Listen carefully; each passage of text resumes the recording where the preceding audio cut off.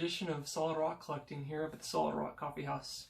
I'd like to spend a few seconds today looking at Deuteronomy 15. It talks about how at every 7th year the Israelites were to let go of the debts that were owed them and to forgive those who they had lended to.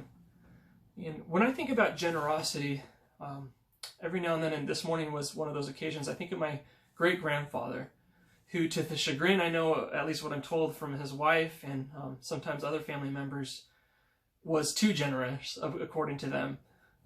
People would wrong him and he would get taken advantage of. And regardless of any of that, one of the few memories I have with him was at his house factory. He had a hardware store there in Tucson, Arizona. And for a long time, it was kind of one of the places to go before like the big chains came and took over. And he had heavy equipment and all sorts of stuff there. And I remember as a little kid, pretty young, going and him putting me on his lap, taking me around on a big piece of equipment, thinking that was amazing.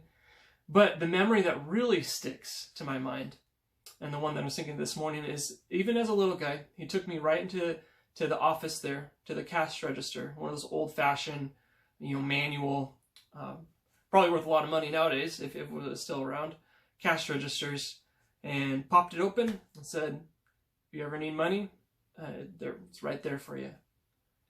And even as a little kid, I could tell he was serious. He was like, no, it's right there for you. And knowing his pattern of living, he was a very generous man. And I think about that because it is in stark contrast often to our tight-fisted, our closed hand, our hard hearts. And I will, in this passage in Deuteronomy, it challenges me in a few ways.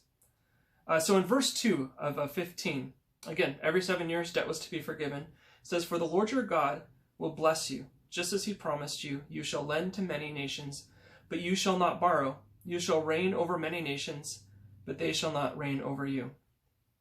If there is among you a poor man of your brethren within any of the gates in your land which the Lord God has given you, you shall not harden your heart, nor shut your hand from your poor brother.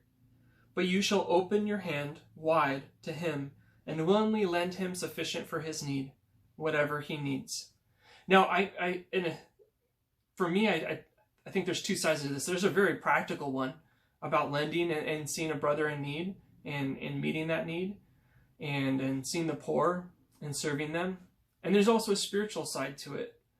But every 7 years, forgiveness of debt, forgiveness of what somebody else owed them. Jesus said if somebody wrongs you 7 times in the same day and asks for forgiveness, you're supposed to forgive them 7 times. Or he says not only to forgive 7 times, but 70 times 7. He does this for us, releasing us from our debt that gets built up over time. Our debt of sin, of the wrongs that we commit on a daily basis. He just makes our slate clean. We come to him repeatedly, and he lets us keep going. And, every 7 years, again, what someone else owed to their neighbor was forgiven. That my other option besides forgiving somebody else is to have a hard heart, like verse 7 says. It says, "You shall not harden your heart, nor shut your hand from the poor brother." The opposite of forgiveness and letting go of what other people I think I deserve to get from them, or they owe me an apology, or they owe me this or that. The other option is bitterness. And bitterness is an awful poison. And the longer you hold on to it, the more sour it gets. And the longer that you carry it around, just like if you had a glass of milk, by the first day it might get sour. By a couple days it's starting to get really bad, but you hold on to it for 7 days and it's going to be pretty nasty, and you'll know when you're around it. And really my option besides forgiveness and letting go of what I think somebody else owes me is bitterness or having a hard heart. And holding on to that poison. I was remembering too, when I was going through this, a very close friend of mine, when his grandmother passed away, they were cleaning out the shelves of her pantry, and it was comical to them and to me, and also sad. But as they could tell exactly how far her arm could reach, because everything was in date as far as like hadn't expired that was within her reach. But anything, there's this whole layer right beyond it that was outside of her reach. And some things were like 20 years old, like cans of food and other items that were just like fossils, basically. And, but everything within her reach, was taken care of. And I was thinking of that too, because as we experience being forgiven, we're able to forgive. And it's as we are forgiven that those things there's sometimes things that we feel are beyond our reach to let go of.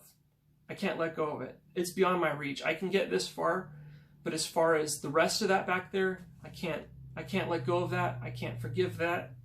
The things that I think have been done to me, or the debts that other people owe me that, in my opinion, are unpayable. But the opposite is true too. Sometimes there's debts that I owe, oftentimes, and probably more than the other way, that sometimes I don't realize there's no way for me to pay that debt. It's also out of my reach. But I thank God that, like he said for that rich young ruler, that they're saying it's easier to pass through the eye of a needle than for a rich man to enter the kingdom of heaven. And his disciples, exasperated, came and said, well, then who can be saved? And he said, with man it's impossible. With God, all things are possible. And there's that parable of the two debtors, the one that was forgiven a massive debt, an unpayable debt. And then that man, after he's forgiven and begs for mercy, goes and finds somebody that owes him just a little bit of money and goes after him. And that story and that Jesus tells us really to draw that comparison of how great a measure we've been forgiven, and how ridiculous it is in comparison to what he's forgiven us to hold on to anything that our fellow man we think owes us. It's amazing though. Every 7 years, people were commanded to let go of what they were holding on to or holding over someone else's head. And that really is the question I pose to myself today, and maybe to us. Are there things that we think people owe us financially, relationally, practically? Are there certain wrongs I hold on to from recent events, maybe from a year ago or 2 years ago, but I still see that person, and when I still see that person, the first thing that pops into my mind is that conversation or that thing they did a year ago or a week ago or a month ago? And maybe it's time for us to say, you know what? The 7 years is up. I've been able to reach this far, but it's time to take care of the things that are out of my reach and give them to the Lord, with whom nothing's impossible. And in light of his perfect forgiveness, and in light of his perfect resolve to let go of my debts, I find that he also works in my heart to let go of the things that I can't on my own let go of or forgive, to come up with that love that is not human love. I am discouraged greatly when I know I need to love somebody and I feel like it's totally impossible. And when I come to that juncture, I don't know what else to do besides fall on my face and beg the Lord to work in my heart and to take care of the hardness, like again it said there, that I have towards somebody else, to take care of the bitterness and to work in me, and to meditate on how much I'm in debt to him and how much I've been forgiven when it comes to the Lord, the events that took care of innumerable wrongs and all my future wrongs. So maybe, again, for us, maybe those 7 years are up. It's time to let go. And the letting go of debts every 7 years wasn't just for those who owed somebody something. It wasn't just for their benefit. I think maybe you can make an argument that the even greater benefit was for the person letting go of the things that they thought they were owed. It's wonderful when you owe somebody something and then, it's forgiven or it's let go of. And you find out, no way, I don't owe that anymore. That's amazing. That's awesome. But equally so, it's wonderful when we let go of that sour milk, when we finally get our pantry cleaned out of the things we can't reach, and when we tell others, like Jesus told us to, here's the cash register. I'm going to lay down my life for you. In Matthew 6, just real quick closing verse, Luke 6, I apologize. If you lend to those, in verse 34, to those from whom you expect to receive, what credit is that to you? Even sinners lend to sinners in order to receive back the same amount. But love your enemies and do good. Lend, expecting nothing in return, and the reward will be great. You will be sons of the Most High, for he himself is kind to the ungrateful and evil men. And be merciful, just as your Father is merciful. Man, I know my prayer for that the Lord would, in his grace, allow me to be merciful as he is merciful. Show the mercy that he's shown us, knowing that Matthew 5:7, blessed are the merciful, for they will be shown mercy. And I know I need a lot of mercy. And may we walk in forgiveness. May that just be part of who we are. And giving it away, not making people earn it or pay us back in order for us to dish out the love and forgiveness and grace and even physical, financial blessings that we might bestow on others. May we not be people like the world who says, I'm only going to do this in a situation where I know it's going to be repaid, but to live life with an open hand. Amen. Thanks for joining me. Lord, have your way in our hearts. It's such a peaceful, I really like that picture of 7 years and things just being let go of. So much joy. I mean, what freedom. The opportunities if we let things go. And just like these people, can you imagine being under, like if you're somebody in our economy runs on debt, but can you imagine if you had this, maybe you do, this mountain of debt, school loans, whatever, and then suddenly it was disappeared? Like, what would you do? The opportunities that you might have, that maybe you could quit your job and do something you want to do.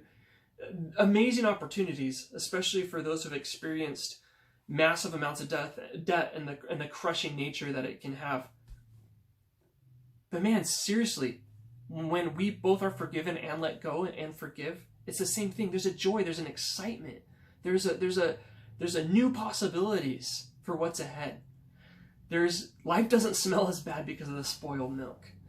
The cupboards are clean. There's room for new things. I know that's what the Lord wants for us. So thanks for joining me. God bless you guys, and see you next time.